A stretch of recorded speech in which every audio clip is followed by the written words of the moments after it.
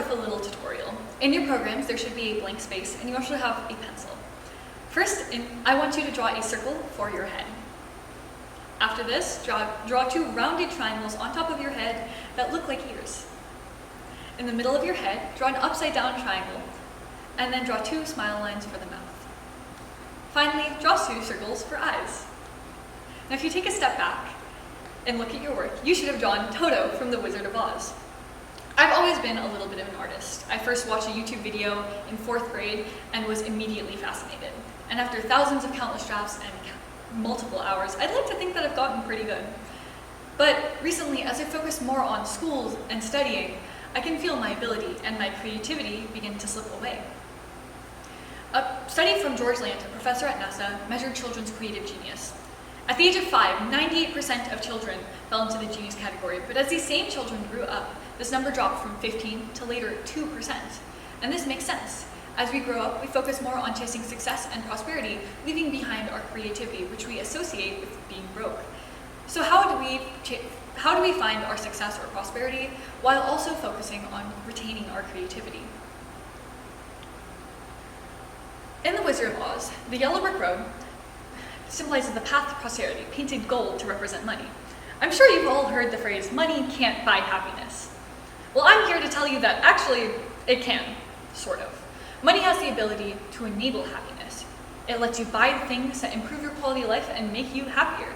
And as we all go into college, it's understandable that we're focusing on this. Recently, I was speaking to a friend of mine. She's a talented writer, and in 4th grade, had her stories published in a book after winning a creative writing competition. And still, she's going into medicine. While this certainly isn't a bad thing, her story of forsaking a creative talent in order to pursue a more practical profession is far from isolated. We see people go into more practical fields like computer science, business, or medicine over creative fields because we need the money, and these jobs guarantee a stable income. At Harvard, the English department is on the verge of extinction, with English majors declining around 75% since the start of the pandemic. And this makes sense.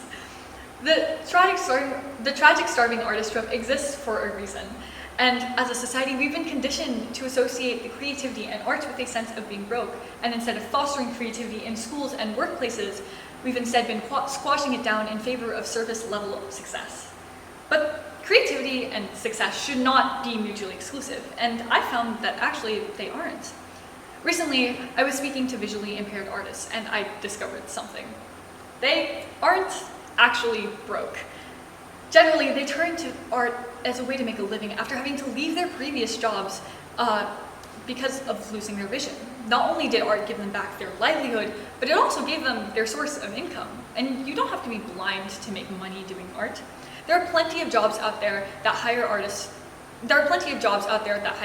Whether to write a book, compose a score for your favorite movies, or even designing a logo for a small business. For me, art has helped me in a very specific part of my life, my focus. I've always had trouble paying attention, whether listening to teachers and lectures, completing assignments, or finishing tests. I always zone out. So obviously, I'm not the most productive, but I discovered something.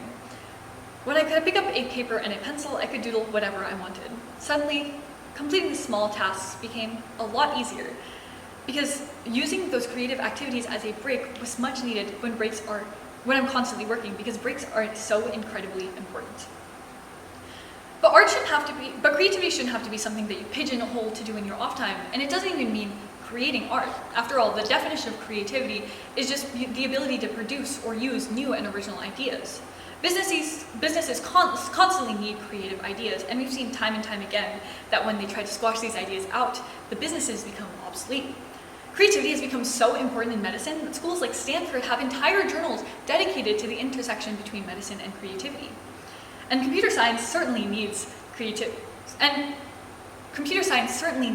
creative people. After all, you can't just generate lines of code out of nowhere, and troubleshooting errors that seemingly come out of thin air definitely requires a little bit of creativity. I want everybody to take a second to look back at their Toto. Maybe it's not your best work, I know mine wasn't, but I know that just like Toto and Dorothy, we're all on our own paths, yellow brick road. Don't let your path to success fool you, and don't let the promise of success fool you into abandoning who you are and what you love in favor of money. Thank you.